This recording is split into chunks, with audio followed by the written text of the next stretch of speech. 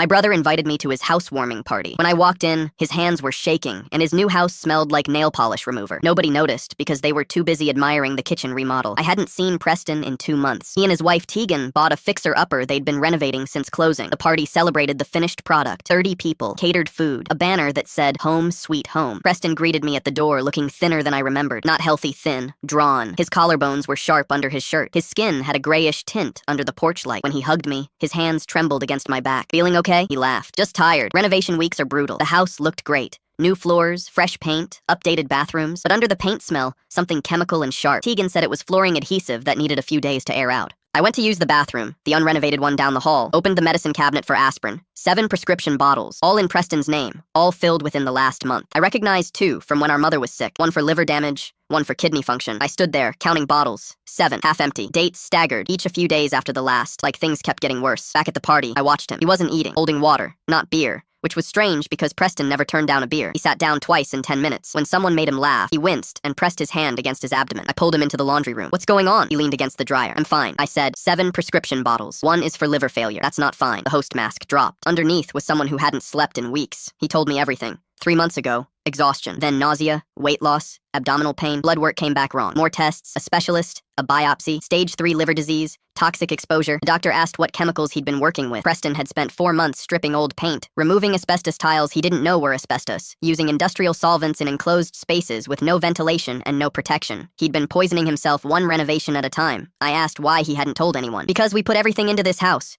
Every dollar. If I tell people the renovation made me sick, it means the house is the problem, and Tegan doesn't know." Tegan was out there pouring champagne, showing people the backsplash, while her husband was telling me he was dying in the laundry room. I told him I wasn't leaving until he told her. He said he needed time. I said, "You have stage 3. You don't have time." He stared at the floor, then nodded. We told Tegan after the last guest left. She stood in their beautiful kitchen, surrounded by the dust that put her husband in a specialist's office. She didn't scream. She sat on the new hardwood floor and said, "How long have you known?" He said, 6 weeks. She said, "You threw a party," instead of telling me. Treatment started the following week. The house was tested. Asbestos abatement cost $12,000. Some rooms gutted entirely. The kitchen had to be resealed. Preston is stable now. Liver function improved, but the damage is permanent. 4 medications instead of 7. They can't sell the house because of disclosure requirements. Last month, he invited me for dinner. He answered the door looking more like himself. Weight back, hands steady. He served pasta and said, "Thanks for being the person who looked in the medicine cabinet." I said, "Thanks for listening when I told you what I found." Tegan says she forgives him for not telling her sooner. I believe her. I also know she counts his pills every morning when she thinks he isn't looking.